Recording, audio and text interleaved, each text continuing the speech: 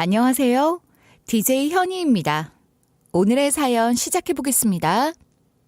저는 나이 40이 넘도록 만년 대리, 성대리입니다. 아니, 40살에 그 나이 먹도록 뭐 했길래 아직도 대리를 달고 있냐 싶으실 거예요. 물론 제가 한 회사에서 쭉 대리였던 건 당연히 아니에요. 이래저래 저한테도 나름 사연이 길었죠. 저는 27살에 입사한 첫 직장에 들어간 후에 3년 넘게 아무 생각 없이 가방만 들고 왔다 갔다 하며 회사에 다니다가 어느 순간 문득 이 회사 일이 제 적성에 너무 안 맞는다는 걸 깨달았어요.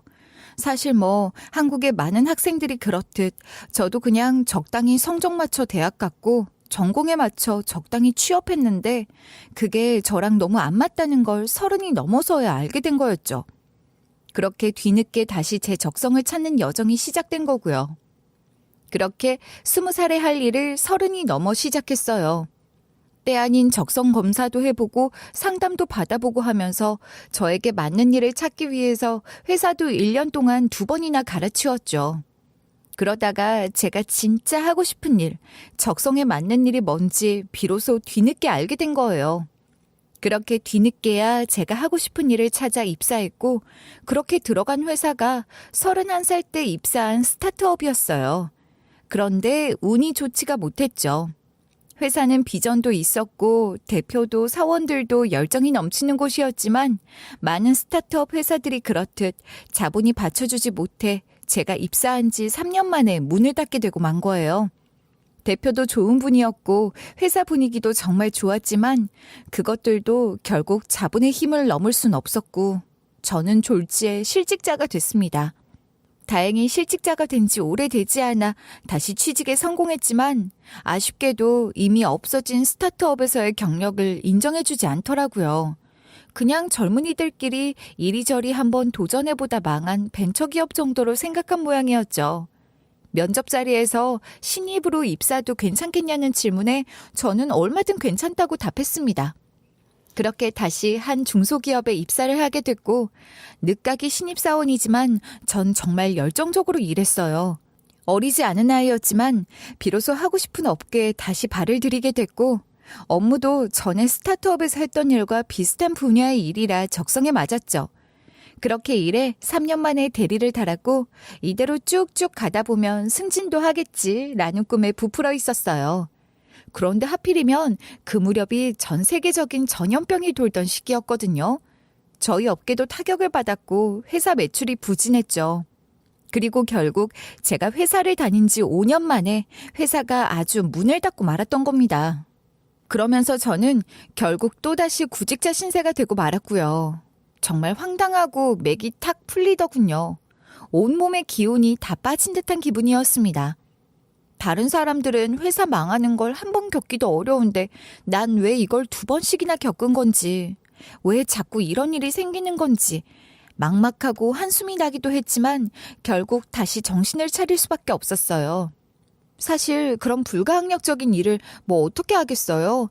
그래도 열심히 다시 면접을 보러 다녔죠. 이제는 스타트업이나 위험 부담 큰 작은 회사는 말고 좀 안정적인 곳에 들어가야겠다 싶어서 그런 곳들 위주로 지원을 했죠. 그런데 나이가 어느 정도 있다 보니 확실히 예전보다 빨리 취업이 안 되더라고요.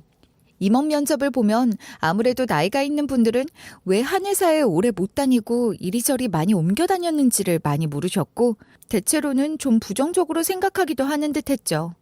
제가 이런저런 이유를 설명하며 어필했지만 그 점 때문에 최종 면접에서 떨어진 적도 여러 번이었습니다. 그래도 1년 만에 결국 경력직으로 이직에 성공했지만 직급은 그대로 대리였어요. 마흔 먹고 여전히 대리라니 좀 허탈하기도 맥이 풀리기도 했지만 그래도 40인 저를 취직시켜준 회사에 고마운 마음도 들었어요. 열심히 노력해서 승진 가도 한번 달려보자 하며 열정을 품었죠. 이제 여기를 평생 직장으로 생각하고 한번 끝까지 잘해봐야지 하고 열정에 부풀어 올라 있었지만 그런 제 작심은 얼마 지나지 않아 큰 장애물에 부딪히고 말았습니다. 회사에 입사한 지 얼마 지나지 않아 부사장에게 아주 제대로 찍혀버리고 말았기 때문이죠. 그 일은 이렇게 일어났습니다. 제가 일하게 된 부서는 회사 핵심 프로젝트를 맡아 진행하고 있는 곳이었고, 저는 팀원들을 도와 프로젝트를 같이 꾸려나가야 되는 입장이었어요. 그리고 해당 프로젝트에는 부사장이 책임자로 나서 같이 회의에 참여하고 있는 상황이었죠. 그런데 어느 날 부사장이 직원들을 모아놓고는 프로젝트 진행 계획을 발표하더라고요. 발표를 마친 뒤 부사장이 그러더라고요. 자, 제 발표는 여기까지입니다. 혹시 제가 발표하는 거 들으시고는 질문이 있다, 혹은 의문점이 있다, 아니면 부족한 사항이나 개선점 같은 게 보인다 하시는 분들은 얼마든지 말씀해 주십시오. 저 그런 거 아주 달게 듣는 사람입니다. 피가 되고 살이 되는 말이 있어야 회사 발전에 도움이 되는 거 아니겠습니까? 다들 말이 없자 부사장은 한 번 더 말하더군요. 에헤이, 이러면 내가 뭐 꼰대 같지 않습니까? 나 그런 사람 아닙니다. 편하게 말씀들 해주세요. 회사가 걸려있는 중요한 프로젝트이니만큼 많은 사람들의 의견이 수용되고 해야 좋은 거 아니겠습니까? 어렵게 생각 말고 뭐든 그냥 얘기해봐요. 그게 회사를 돕는 일이니까. 그러면서 부사장은 재차 팀원들의 의견을 묻더라고요. 처음 말엔 저는 그냥 입을 다물고 있을 생각이었어요. 아직 회의에 몇 번 참여하지 않은 신입이기도 하고 아직은 회사 분위기에 적응을 하고 있는 와중이니 그냥 분위기 살펴가며 파악해야겠다 하고 있던 와중이었으니까요. 그런데 부사장이 재차 거듭해 얘기를 하며 누가 말 좀 하라고 재촉하기도 했고 또 무엇보다 거슬리는 게 하나 있기도 해 고민이 되더라고요. 저는 부사장님의 높은 안목과 통찰에 다시 한번 감탄하고 또 많이 배울 수 있는 발표 시간이었다고 생각합니다.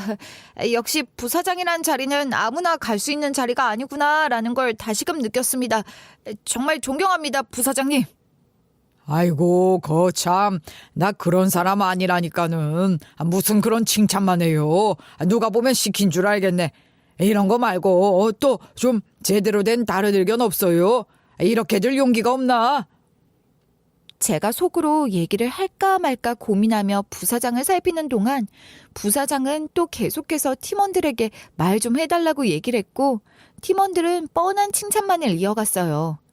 부사장은 인상이 서글서글하니 사람 좋아 보이는 사람이었고 당시에도 분위기를 좋게 만들려고 하는 듯 보였죠. 제가 이 직전에 일하던 회사가 워낙 수평적인 회사였거든요. 다들 직급 제한 없이 자유롭게 토론하고 의견 제시도 하고 20대 신입 직원도 50대 사장의 의견에 반론을 해도 아무런 문제가 되지 않는 곳이었죠. 저는 아직 회사에 이직한 지 얼마 안 되기도 했고 분위기 파악도 다 안 됐으니 최대한 조용히 있으려고 했지만 부사장이 저렇게 말하는 걸 보니 이전 회사랑 크게 다르지 않은 분위기인가 보다 싶었어요. 그리고 무엇보다 부사장의 발표 내용에서 너무 치명적인 약점이 보여서 이건 말하고 넘어가는 게 좋겠다 싶더군요. 회사 프로젝트의 내용상 내가 대학에서 전공한 지금 이 분야와는 전혀 다른 직종의 일들이 조금씩 끼어들 수밖에 없었는데 전공자 입장에서 봤을 때 말이 안 되는 내용들이 눈에 띄었던 거죠. 결국 저는 용기를 내 손을 들었습니다. 우리 신입사원. 그래요. 편하게 한번 말해봐요. 뭐든 괜찮으니까. 저는 부사장이 놓친 지점들에 대해 지적하기 시작했습니다.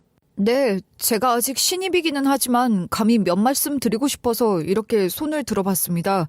사실 부사장님뿐만 아니라 팀에서도 아무래도 전문 분야가 아니시다 보니 이 부분은 미처 파악을 못하고 놓친 부분들이 없지 않아 있는 것 같은데 사실 제가 이 분야에 대해서는 미약하나마 좀 지식이 있습니다.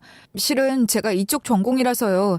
그런데 지금 발표해 주신 내용을 보게 되면 이 부분은 논리적으로 전혀 맞지가 않는 부분이 있습니다. 만약 이 상태 그대로 추진을 하게 되면 분명 이 지점에서 문제가 생기게 될 수밖에 없습니다. 필연적인 오류죠. 그렇기 때문에 저는 어떤 점이 부족하고 왜 말이 안 되는지 그 부분을 어떻게 수정해야 프로젝트가 제대로 작동할 수 있는지 등등에 대해 예의는 갖추되 분명하고 확실하게 제 의견을 피력했습니다. 절대 건방진 어투로 말하진 않았지만 그렇다고 문제점이 무엇인지에 관해서는 돌리고 돌려 애둘러 말하지도 않았어요. 일이 잘 되게 하는 게 우선인 회의에서 윗사람 기분을 맞추려고 쿠셔너 잔뜩 넣는 건 불필요한 일이니까요. 이상 여기까지입니다. 이 부분만 제대로 개선된다면 무사히 프로젝트 가동이 가능할 거라고 생각합니다. 그런데 제 말이 끝난 그 순간 제 사수를 비롯한 회의실 사람들 전체의 얼굴이 새하얗게 질려 있는 걸 발견했어요. 저는 아직 분위기 파악이 안 돼 어리둥절하게 주변을 살폈고 그 순간 부사장의 얼굴이 썩어 들어가는 걸 목격하고 말았던 거예요. 억지로 웃고는 있지만 누가 봐도 제대로 열이 받은 게 보였고 얼굴은 시뻘개졌고 손까지 부들부들 떨리더라고요. 그 순간 아 망했다 싶었죠. 저 사람이 어떤 사람인지 알기도 전에 너무 섣부르게 설쳤구나 싶어 아차 싶더라고요. 하지만 말은 이미 뱉은 뒤였고 엎어진 말을 주워 담을 수도 없는 노릇이었어요. 부사장은 내 의견에 반박하기 시작했고 처음엔 논리적으로 반박하는 듯 보이던 말은 점차 논리도 앞뒤도 전혀 없고 이론상으로도 완전히 틀린 그야말로 앞뒤 없는 화로 번져가기 시작했어요. 자네 성문식 대리라고 했나? 자네는 근데 원래 이런 식으로 일을 하나? 뭣도 모르는 신입이 말이야. 프로젝트에 끼어들어 따박따박 말대꾸부터 하는 버릇은 어디서 배웠어? 전공자라면서 기본도 안 돼 있어? 내가 다 알 만큼 알아보고 한 건데 당신이 전공자면 이 분야 다 알아? 모든 전공서 탈탈 다 털어 외울 정도로 그렇게 잘났냐 이 말이야? 아니요. 부사장님 말도 안 되죠. 그런 게 아니라. 그런 게 아니면 아니 그렇게 잘나신 양반이 왜 여태 그 나이 먹고 여저 그 자리에서밖에 못 계실까? 이야 세상이 진짜 더럽게 자유로워졌어. 일개 대리 따위가 부사장한테 근본도 논리도 없다 이 지랄을 다 해대는 세상이 오고 말이야. 어이 김 과장 오대리 자네들이 봐도 이게 말이 안 돼? 내 대가리가 그렇게 빡대가리에 뭣도 안 든 개빡대갈 똥멍청이라 기본 중에 기본도 안 돼 있다고 저 잘나신 성대리께서 지적하시는데 자네들이 봐도 그러냐 대답을 해보라 이거야. 어느새 부사장은 그냥 자기 감정에 북받쳐 혼자 흥분에 날뛰고 있을 뿐이었고 저는 완전 이거 망했다 속으로 생각할 뿐이었습니다. 부사장의 말은 아무런 논리도 없었고 상식에도 어긋났지만 제가 그 상황에서까지 따지고 들 정도로 눈치가 없는 건 다행히 아니었거든요. 과장도 저를 뚫어져라 쳐다보면서 눈빛으로 제발 가만히 있어 반박하지 마 하는 신호를 보내더라고요. 결국 나는 억울하긴 했지만 앞으로의 회사 생활을 위해 바짝 길 수밖에 없었습니다. 정말 죄송합니다 부사장님. 제가 너무 생각이 짧았습니다. 부사장님 안목에 감히 의심을 품다니 제가 정말 짧은 소견으로 너무 섣부르게 의견을 제시한 것 같습니다. 죄송합니다. 아직 너무 부족한 탓에 부분만 보고 전체를 놓친 것 같습니다. 시정하겠습니다. 저는 마음에도 없는 말들을 주절주절 늘어놓으며 거짓 사과를 했고 부사장은 기어코 쉬익쉬익 흥분을 가라앉히지 못하고는 밖으로 나가버리더군요. 결국 그날 회의는 그렇게 끝이 나고 말았죠. 회의 후 과장은 저를 불러서 한심하다는 듯이 보더라고요. 아니 성대리 왜 그렇게 눈치가 없어 대체? 성대리가 뭐 20대야? 나이도 먹을 만큼 먹고 회사 생활도 해볼 만큼 해본 사람이 왜 그렇게 눈치가 없어? 윗사람 말에 어디서 그런 식으로 따박따박 대드냔 말이야. 그거 그냥 형식상 물어보는 거잖아. 딱 보면 알아먹어야지. 다들 거기서 왜 그렇게 입을 다물고 있겠어? 안 그래? 죄송합니다. 제가 너무 눈치가 없었나 봅니다. 부사장이 되는 대로 짓거리는 거 누구는 뭐 몰라서 보고 있는 줄 알아? 그런 말해서 알아쳐먹을 인간이 아니야 어차피. 그러니까 그냥 입 다물고 무조건 네 말이 맞다 하고 있는 거라고. 그래서 망해도 뭐 자네더러 책임지라고 하겠어? 어차피 그럴 일 없으니까 그냥 다음부터 무조건 입 다물고 있으라고. 부사장이 뭐라고 하든. 네 알겠습니다. 죄송합니다 과장님. 그런데 과장의 반응을 보니까 좀 더 걱정이 되기 시작하더군요. 아니, 부사장이 얼마나 소통이 안 되고 제멋대로면 이렇게까지 과하게 반응하는 걸까 싶었죠. 제가 그동안 다녔던 회사들이랑 정말 분위기가 다르구나 싶어 걱정도 됐고요. 그런데 아니나 다를까 부사장은 제가 자기한테 일부러 쪽을 주기라도 했다고 생각한 건지 그 뒤로 저를 지속적으로 갈고대기 시작했어요. 어이, 내가 구두가 윤이 안 나면 일에 집중이 안 돼서 말이야. 내 구두 좀 닦아오지 그래. 어이 성대리, 내 세탁 좀 찾아와. 어이, 자, 이거 갖고 가면 요 앞에 세탁소 있지? 내 셔츠 달아놓은 거 있을 거야. 가서 그거 좀 찾아갖고 와. 어이, 빨리 뛰어간다. 실실. 굳이 나를 불러서 자기 구두를 닦아오라는 둥, 세탁을 찾아오라는 둥, 무슨 시종 취급을 하면서 모욕적인 심부름들을 시키는가 하면 전 직원들이 다 있는 앞에서 고래고래 고함을 지르면서 인신공격까지 해대기 시작하더군요. 아니 우리 성대리는 어디 나이를 똥구녕으로 쳐드셨나? 대체 왜 이렇게 일머리가 없지? 어? 이봐요, 이딴 걸 기획안이라고 썼어 지금? 아니 그 나이 먹고 만년 대리할 정도로 무능하면 나 같으면 있잖아 그냥 확 퇴근길에 차도에 뛰어들었어.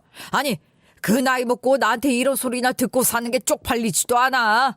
나 같으면 그러고 못 살 것 같은데 참 자존심도 뭣도 없나 봐. 뭐 없이 잘하셨어? 어? 그런 거야? 정말이지. 말도 안 되는 인신공격들이 무차별적으로 쏟아졌습니다. 하루하루 출근길이 고역이었고 매일매일의 회사 생활은 고문처럼 느껴졌어요. 성대리님, 진짜 미친 거 아니에요, 부사장? 아니, 어떻게 그런 말을... 이거 진짜 노동청에다 신고라도 해야 되는 거 아니에요? 만약에 신고하시면 저희가 같이 증언해 드릴게요. 네, 맞아요. 저희가 다 증인이잖아요. 신고하세요. 네? 도와주겠다고까지 하고 나섰지만 비겁하게도 저는 그럴 용기가 나지 않았어요. 신고를 한다는 건 이 회사를 관둘 작정까지 하고 해야 하는 일인데 그건 있을 수 없는 일이었거든요. 제가 지금까지 한 직장에 꾸준히 다녔더라면 집안에 훨씬 보탬이 됐을 텐데 사정상 그러질 못했잖아요. 저랑 아내는 제가 31살 때 회사에 들어간 지 얼마 안 됐을 무렵 속도 위반으로 결혼하게 됐는데 앞서 말했듯 참 우여곡절이 많지 않았습니까? 게다가 전 직장이 망하면서 백수가 됐고 1년 가까운 공백이 생기면서 사정이 많이 안 좋아졌었거든요. 그래서 결국 아내가 주말에까지 일을 하게 됐었단 말이죠. 저는 그런 아내한테 미안해서 차라리 내가 주말에 일을 더 하겠다고 했지만 아내는 당신은 취업 준비하고 자격증 따고 하느라 바쁘지 않냐면서 바짝 일 좀 더 하는 거 그렇게 힘든 일 아니니까 우리 아들내미 컴퓨터 게임 많이 못하게 살피는 거나 해달라고 하면서 씩씩하게 주말 투잡까지 열심히 다녔던 사람이었어요. 아내는 저 때문에 유일한 취미로 하고 있던 합창단 동호회 활동도 포기하고 주말에까지 쉼없이 일을 했고 제가 취업하고 나서야 그만두고 다시 본인이 좋아하던 취미를 찾았는데 지금 와서 제가 회사를 또 관둔다는 말을 어떻게 하겠어요. 저도 양심이 있었죠.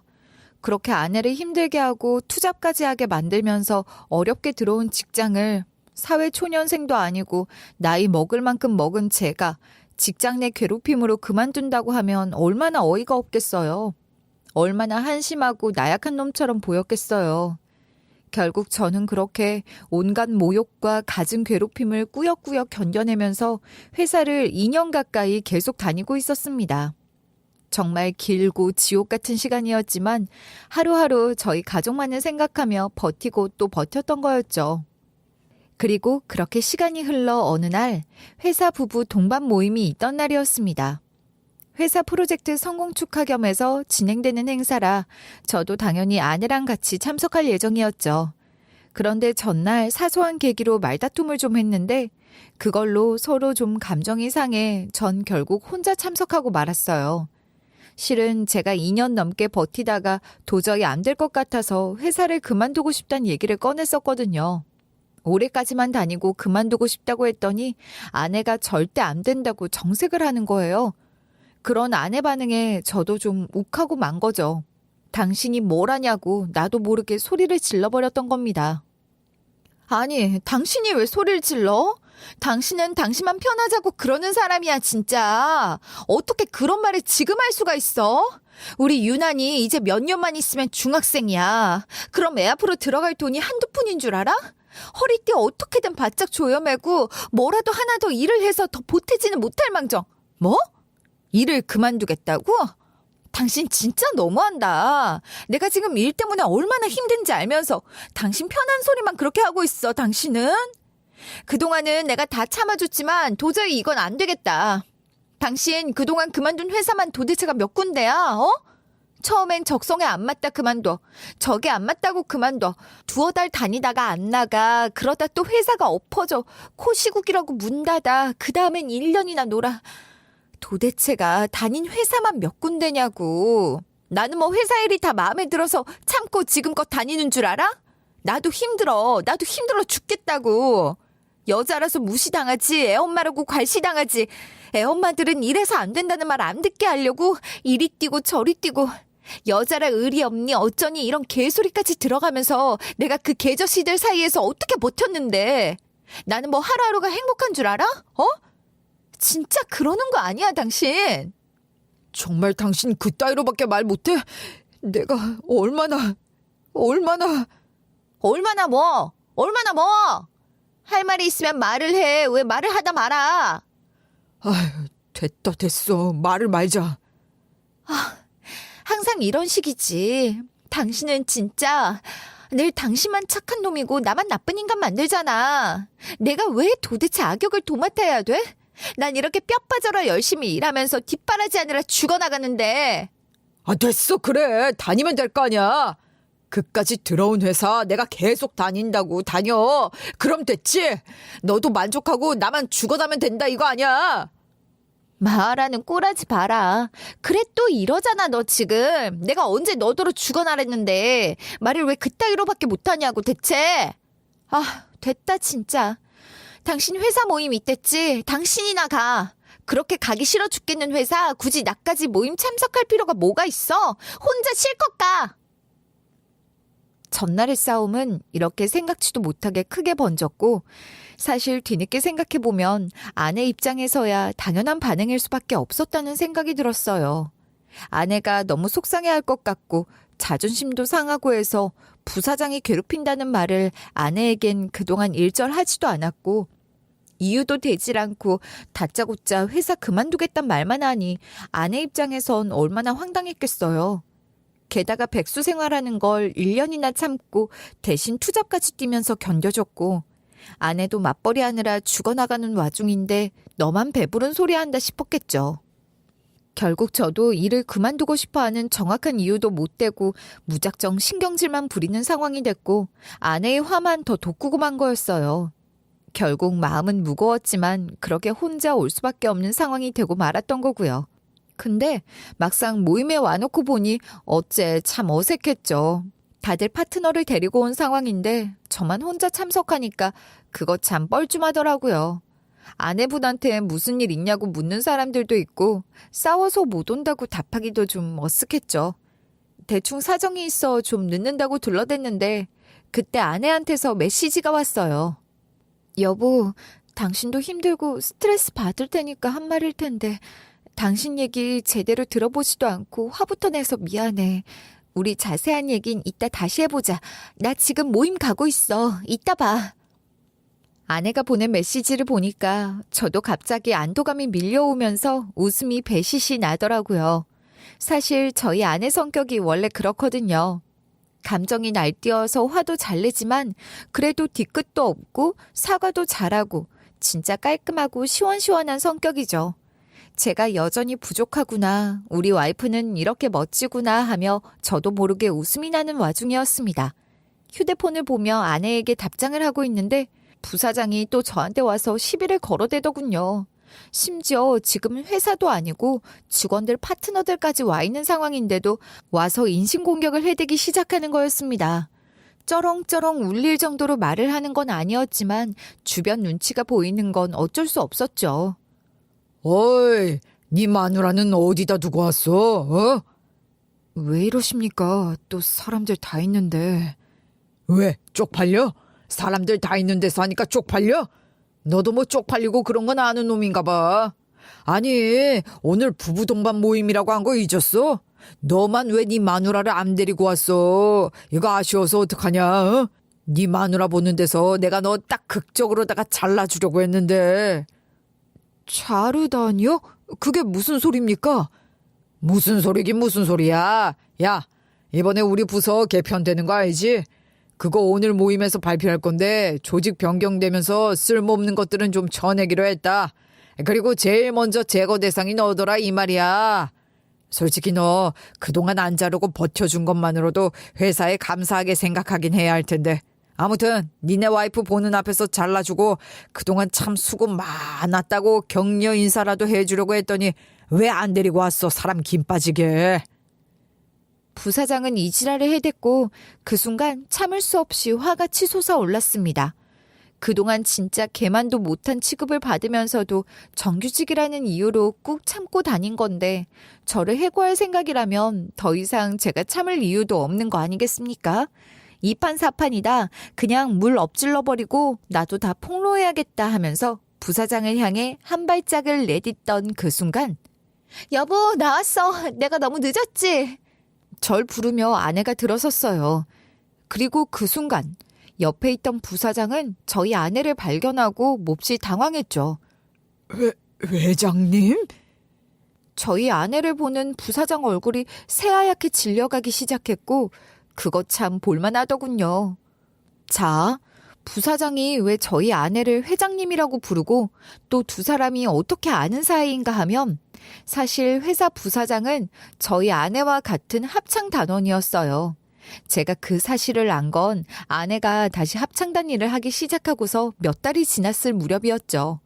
어느 날 저한테 합창단원 전체가 함께 찍은 사진을 보여주는데 거기에 생각지도 못하게 부사장이 껴있는 거예요. 부사장이 거기에 있는 걸 보고 전 너무 깜짝 놀랐죠. 그래서 물었더니 이번에 새로운 회원이라고 하더군요. 그 사실을 알게 된 후 저는 일부러 부사장한테는 얘기하지 않았어요. 혹시라도 부사장이 저희 아내한테까지 손을 뻗쳐 저한테 하던 것처럼 인신공격하고 모욕적인 말을 할 수도 있으니까 걱정이 됐죠. 제 아내인 걸 알고 나면 얼마나 무시할까 싶더라고요. 왜 그래? 당신 뭐 아는 사람이야? 그게 사실은 우리 회사 부사장이야. 뭐? 진짜? 아니 세상에 무슨 이런 인연이 다 있냐? 어머 그럼 가서 말을 좀 해봐야 하나? 아니야 여보, 그러지 마. 그러지 마. 회사에서 괜히 그런 식으로 엮이는 거 원하지 않아. 더 불편하기만 할 것 같아. 아, 하긴 그럴 수 있겠다. 알았어. 그럼 말은 안 할게. 대신 좀 은근슬쩍 잘 챙겨주고 그래야겠다.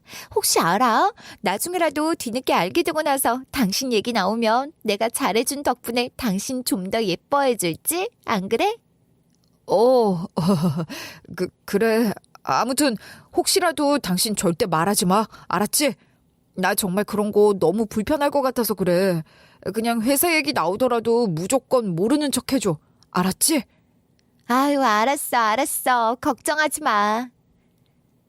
아내한테는 저희 회사 부사장이라고 귀띔하면서 아는 척은 하지 말아달라고 부탁했어요. 단원들도 많고 굳이 사적인 얘기까지 나누는 사이는 아니라고 하더라도 혹시나 나중에 무슨 얘기가 나와서 회사 얘기를 꺼낼 수도 있을 거 아니겠어요? 그랬다간 상황이 안 좋을 것 같아 저는 아내에게 신신당부를 했죠. 그런데 그렇게 시간이 흘러 새로운 소식이 업데이트되었죠. 최근 동호회에서 부사장이 사고를 쳤던 모양이었어요. 아내가 최근에 합창단 동호회 회장 자리를 물려받게 됐고 회장이 되고 나서 비용 관리 내역을 보게 됐나 봐요. 그런데 간단한 보고자료만 있고 영수증이나 자세한 내역들은 공유가 안 됐던 모양이었어요. 저희 아내가 또 그런 걸 못 보고 넘기는 철두철미한 성격이거든요. 왜 상세 내역이 없냐? 이런 식으로 간략하게만 적는 건 누구라도 대충 써서 넘길 수 있는 건데 이건 증명이 안 되지 않냐 하면서 총무를 맡고 있던 부사장을 닥달한 거죠. 그런데도 계속 핑계를 대면서 넘어가려던 부사장을 보고 아내는 뭔가 이상한 낌새를 눈치챘고 결국 다른 단원까지 함께 추궁하자 부사장은 마지못해 내역을 보여준 모양이었습니다. 그런데 거기서 아내가 이상한 점을 발견한 거예요. 저희 아내가 소속된 합창단은 시청 소속이었어요. 저희가 살고 있는 지역 시청에서 시민들 여가활동 지원으로 시청 소속 동호회에 보조를 해주거든요. 그렇게 시청에서 지원받은 금액에다가 동호회 회원들이 또 따로 모은 회비도 있고 이번 연도에는 합창대회에 나가서 받은 상금까지 꽤 돈이 많이 모여있는 상황이었다고 하더군요. 그래서 그 돈 일부를 체크카드에 넣어두고 필요한 물품을 구매하거나 회식을 하거나 하는 상황에 쓰곤 했는데 영수증 내역을 살펴봤더니 카드 번호가 달랐던 거예요. 뭔가 수상함을 느낀 아내가 부사장을 추궁하기에 이르렀고 결국 부사장이 자기 비밀을 실토하게 된 거였습니다. 체크카드에 넣어두라고 했던 돈을 사실 자기가 썼다고 말이죠. 알고 보니 부사장 예전에 회사 돈을 몰래 썼다가 걸린 적이 있었나 봐요. 이 회사가 부사장의 장인어른이 하는 회사거든요. 경마에 빠졌던 부사장은 돈을 엄청 날리고는 결국 장인 몰래 회사 경비를 썼던 게 딱 걸려서 그 뒤로는 완전히 철저하게 감시를 당하고 살고 있던 모양이더군요. 그러면서 아내한테 사정사정을 하기 시작했던 거예요. 저 지금 한 회사 부사장이랍시고 이러고 돌아다니지만 사실 허울 뿐입니다. 빈 껍데기예요, 빈 껍데기. 저 지금 월급 받아도 카드 내역, 입출금 내역까지 다 감시하면서 허튼 짓 안 하는지 감시당하고 있는 처지라고요. 그래도 장인어른께서 합창단 일은 좋게 보시거든요. 장인어른이 성가대에도 계셨고 해서 그런지 이런 음악도 좋아하시고 합창단이 봉사도 하고 좋은 일도 한다고 여기 활동만큼은 자유롭게 하도록 유일하게 내버려 두십니다. 여기나 열심히 하고 허튼 짓 하지 말라고. 그래서 동호회 사람들한테 베푼다고 하면 돈 쓰는 것도 싫어하지 않으시니까 전 이거다 싶었던 거죠. 그 뒤로 부사장은 동호회에 드는 비용은 사장인 장인어른한테 받은 카드로 메꾸고 동호회 돈은 자기가 경마하는 데 썼던 거였습니다. 해당 사실을 실토한 부사장은 아내더러 용서해달라고 빌어댔다고 하더군요. 동호회 비용을 몰래 쓴 건 사실이지만 한 푼도 떼먹진 않았다. 다 내 카드로 써서 메꿔 왔다 하면서 그러니까 문제될 건 없지 않냐고 하더군요. 하지만 그게 무슨 말도 안 되는 소리입니까? 한 회사의 부사장이라는 양반이 그게 불법이란 것도 모르냐고요. 그리고 앞서 말씀드렸듯이 시청 소속 동호회들은 비용을 보조받는 게 있었잖아요. 엄밀히 따지면 그것도 일종의 나랏돈을 마음대로 쓴 건데 어떻게 그냥 넘어가겠어요? 결국 부사장은 동호회에서 쫓겨나는 건 물론 고소까지 당하게 됐던 거였죠. 이 말을 듣고 저도 어찌나 어이가 없던지. 제 앞에선 그렇게 잘난 척 5만이란 5만은 다 떨어대더니 뒤에선 장인한테 쩔쩔매고 이상한 수작이나 부려대다 걸려 또 저희 아내한테까지 빌어대다니. 대강 짐작이야 했지만 정말 하찮고 한심하기 그지없는 하남자 그 자체다 싶더군요.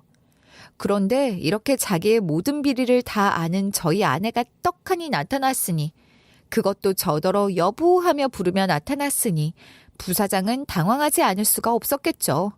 당황해서 말도 못하고 어버버거리며 서 있는 놈을 보니 저도 더 이상 참을 필요가 없다 싶더라고요. 저를 잘라버리겠다고 나온 상황에서 제가 더 이상 이놈한테 잘 보이려고 빌빌댈 이유가 없는 거잖아요. 게다가 저희 아내까지 있으니 더욱 기세가 등등해졌죠. 여보, 우리 부사장이 오늘 이 자리에서 나를 잘라버린다네. 그래서 나 그냥 말해버리려고. 어차피 좀 이따 사장님도 오실 거고 사모님도 오실 거 아니야.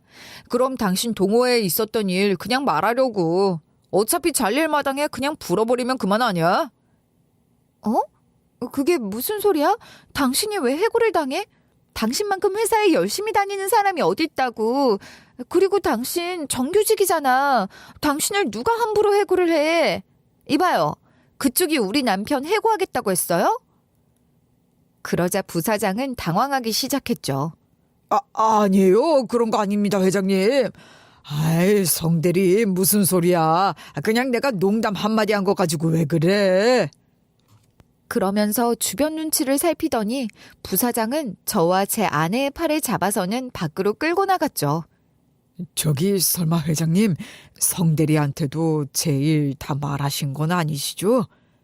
다 했는데요? 전 남편한테 숨기는 게 없거든요. 안지 꽤 됐죠 이미. 아니 그럼 대체 왜 그동안 나한테는 모른 척을. 아니 그게 중요한 게 아니라. 제가 자기의 비밀을 다 알고 있다는 사실을 깨닫고 나자 부사장은 순식간에 태세를 전환하더니 제게 빌어대기 시작하더군요. 저기 성대리, 저기 부탁인데 제발 눈 좀 감아주라. 제발 소문내지 말아줘. 내가 이렇게 부탁할게.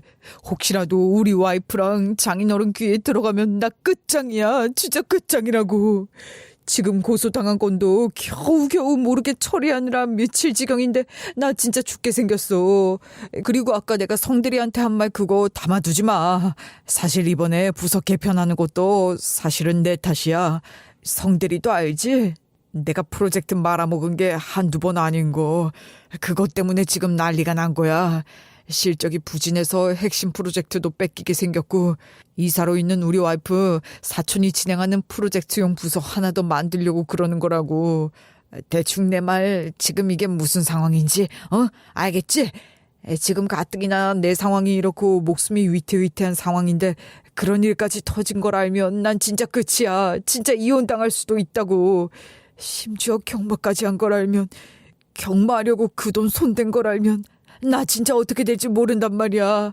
우리 와이프 진짜 무서운 사람이야. 장인어른은 가뜩이나 나 마음에 안 들어하는데 분명히 당장 이혼하라고 하실 게 뻔하고. 성들이 나한테 이것 빼면 아무것도 없어. 우리 와이프한테 나 취가 든 거나 마찬가지야. 여기 떠나면 아무것도 없다고. 제발 부탁이니까 제발 모른 척만 해줘. 그러면 내가 어떻게든 갚을게. 성대리, 내가 성대리한테 못할 짓 많이 했지. 그것 때문에 나 미웠지. 근데 그거 어떻게든 다 갚을게. 그동안 성대리한테 내가 했던 짓 다 미안해. 내가 잘못했어. 내가 했던 거 그대로 다 나한테 갚아도 돼. 진짜야. 내가 했던 짓들을 그대로 다 갚아도 돼. 앞으로 나를 어떻게 해도 좋으니까 제발 비밀만 지켜줘. 이렇게 부탁할게, 성대리. 이게 다 뭔 소리야? 이 사람이 당신한테 무슨 짓 했어? 무슨 짓을 했는데 이러고 쩔쩔매는 건데 대체?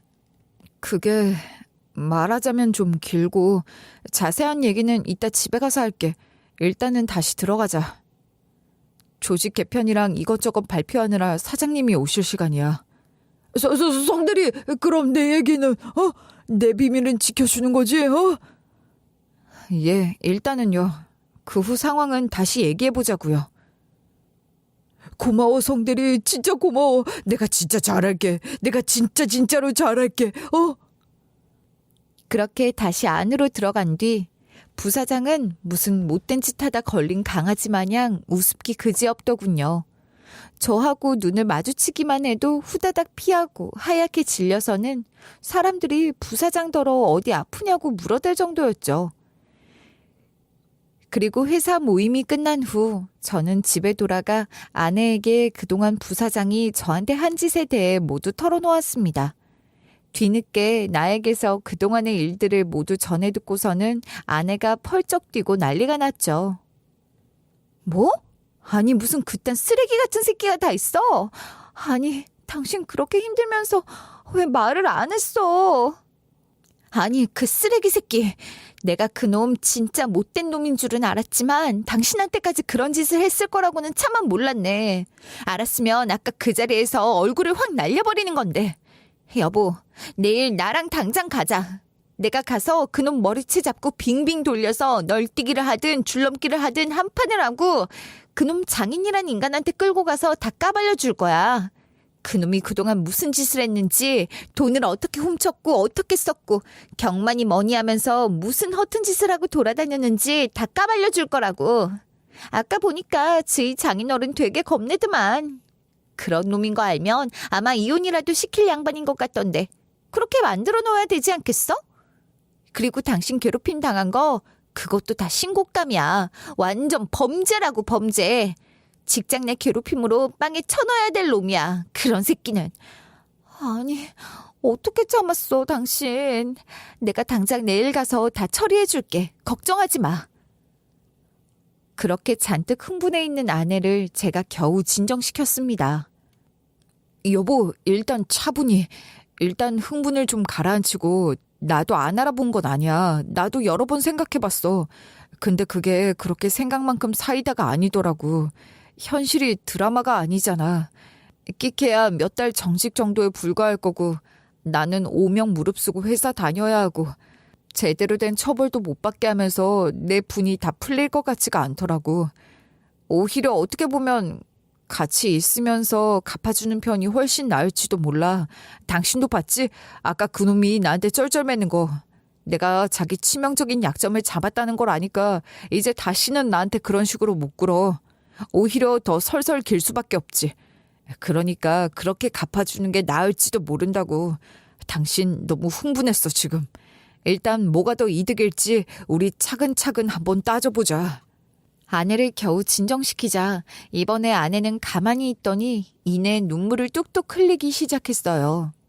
아니 당신 왜 울어? 미안해, 여보. 나는 당신이 그렇게 힘든 줄도 모르고 아무것도 모르면서 그때 그렇게 화부터 낸 거 너무 미안해. 당신이 얼마나 힘들었으면 그렇게 회사를 그만두겠다는 말을 할까? 그것부터 생각했어야 했는데 나는 또 거기다 대고 당신 탓을 했으니 얼마나 속이 문드러졌을까? 나 정말 나쁜 아내다. 나 정말 빵점짜리 아내야. 그런 말이 어딨어. 당신이 왜 빵점이야. 100점짜리지. 방금도 봐. 이렇게까지 나 대신 멋지게 발벗고 나서주는 와이프가 또 어디 있다고. 당신 나한테 100점이야. 그러니까 미안해하지 마. 항상 고마워. 아내와 저는 그렇게 서로를 껴안으며 위로했고 그날 이후 저는 그렇게 그놈의 약점을 잡게 됐죠. 그 뒤로 부사장은 180도 돌변해 저에게 완전히 깍듯해졌죠.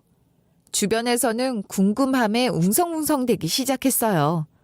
아니, 대체 무슨 일이 있었던 거예요? 어떻게 하루아침에 저렇게 사람이 변해? 그때 모임 왔을 때 보니까 성대리님 아내분더러 뭐 회장님이 어쩌고 하던데 성대리님 아내분이 되게 대단하신 분인가 보죠? 다들 그렇게 궁금해하며 의아해할 만도 한 게 부사장은 그날 이후 제 말이라면 완전히 깍듯했거든요. 뭐 그렇다고 제가 부사장 그 쓰레기 같은 놈처럼 되도 않는 심부름을 시키고 인신공격하고 그런 저질스러운 안갚음을 한 건 아니었어요.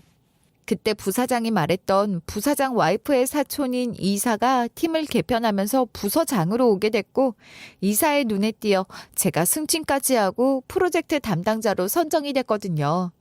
그 과정에서 무능해서 일도 못하고 프로젝트도 말아먹은 부사장은 직급만 부사장이지 프로젝트 진행 잘 배우라며 배치가 됐고 저는 부사장 말에 하나하나 태클을 걸어주기 시작했죠. 그리고 실제로 하도 멍청해서 말도 안 되는 소리만 짓거려대는 놈이기도 했고요.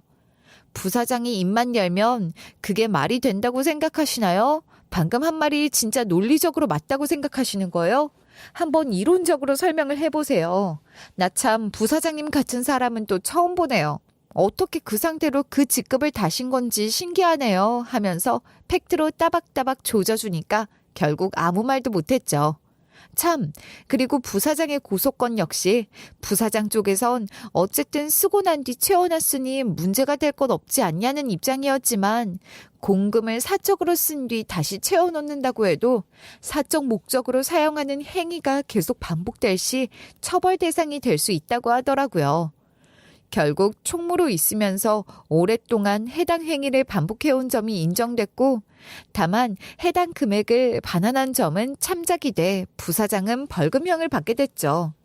그런데 당장 돈 몇백까지 다 감시당하는 사람이 그 벌금은 무슨 수로 장인어른이 모르게 내겠어요.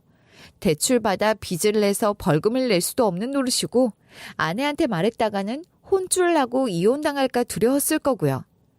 그럼 뭐 어디서 투잡이라도 뛰든 알바라도 하든 해서 갚든가 해야 할 텐데 멍청할 대로 멍청한 부사장은 벌금만 벌자 그러고 나면 정말 마지막이다 하는 생각으로 또 한 번 경마에 손댔다가 오히려 빚만 더 지고 말았죠. 그러다 결국엔 장인어른인 사장님에게 걸려 결국 이혼 얘기까지 나오고 있는 모양이더라고요. 요즘엔 이 건이 저희 회사 최고 이슈입니다. 과연 저놈이 이혼당하고 쫓겨나느냐 마느냐가 최대 관심사인데 돌아가는 사태를 보아하니 거의 99% 이혼당할 기미가 보이더라고요. 다들 무능하고 자존심만 센 부사장 뒤에서 다들 욕했던 터라 모두들 꼬셔하는 중이네요. 저는 맡은 프로젝트 잘 해내며 무사히 회사 생활 잘 해내고 있고요. 승진 후 연봉도 오르고 회사 생활도 아주 즐겁게 잘하고 있습니다.